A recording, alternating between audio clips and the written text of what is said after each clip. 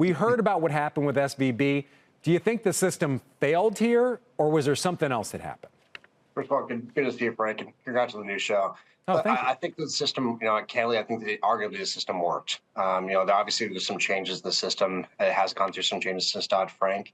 But at the end of the day, the Federal Reserve and the Treasury stepped in, has made the depositors whole, and the bank, who knows how the investigation is going to come out about. But at the end of the day, the system has been restored.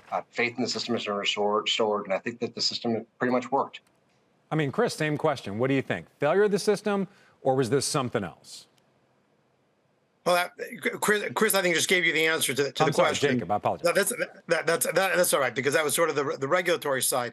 I do think the system is working, but that doesn't mean that there aren't violations of law when you see a failure of this magnitude. I think that's really what the focus of all the investigations really is going to be. And you had mentioned before the SEC and trading by executives. I think we have to look at the laundry list, the alphabet soup of who's going to be involved. Not going to be the SEC, just the SEC and DOJ, the Office of the Control of the Currency, the OCC, Senate Permanent Subcommittee on Investigations, Senate Banking, House Financial Services, the FDIC. We know the Fed's already involved, in the states.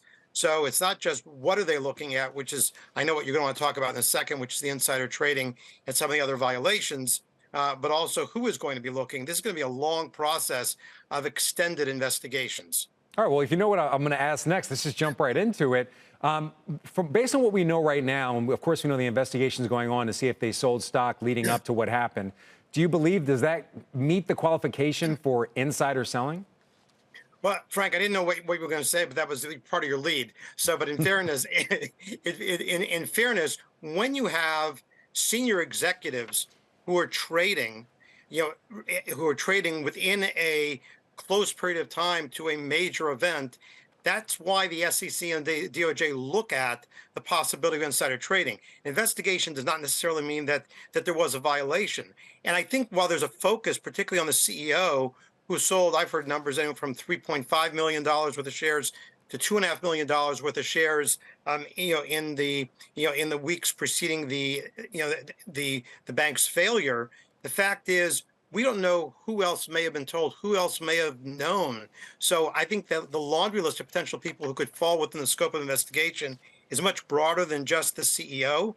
And I know there's talk about the 10b5-1 plan, one of these pre-planned sales plans. Right. What did he know when he actually entered into the plan? So I think there are a lot of issues, but yes, it's when you have senior executive and other heavy trading in advance of such an announcement and such an event that you do naturally have a look into whether there was trading while in possession of material non-public information, which just briefly ties out to what they're going to look at in terms of the corporation, SVB Financial itself, which would be its disclosures, and whether its disclosures were accurate, or did the company disclose or fail to disclose weaknesses in lending practices and accounting practices in other areas. All right, Chris, over to you. You actually worked for the Treasury during the Trump administration during a time where some regulations were rolled back. So do you believe if those regulations weren't rolled back, we would not have seen this? Or does this kind of defy some of the regulations on the book? Because technically, SVB didn't really do anything technically wrong. I'm talking about as far as buying the treasuries.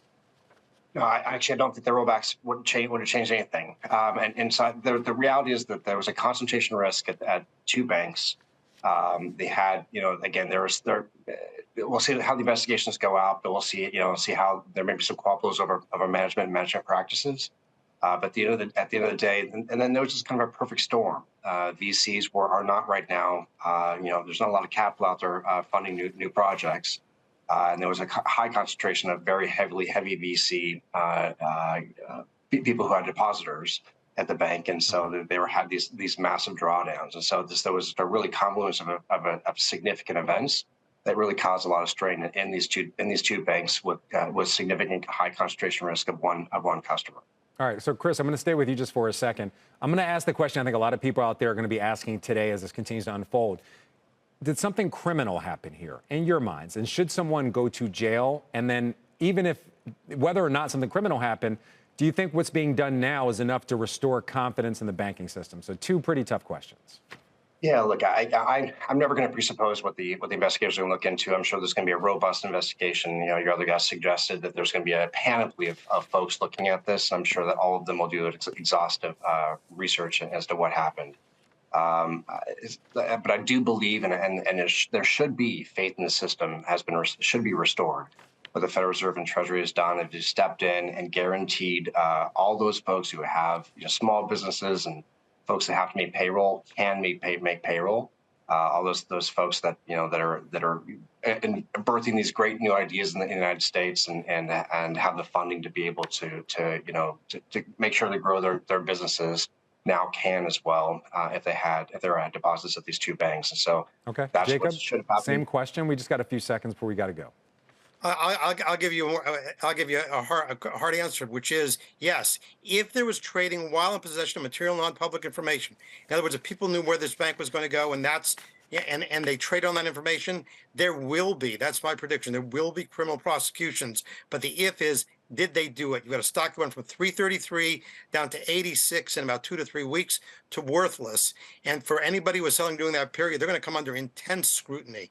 And I think where we're most likely to see potential criminal offenses charged, now I'm putting my former criminal prosecutor hat on, is going to be the insider trading and also the disclosures and potentially even in around statements around lending practices.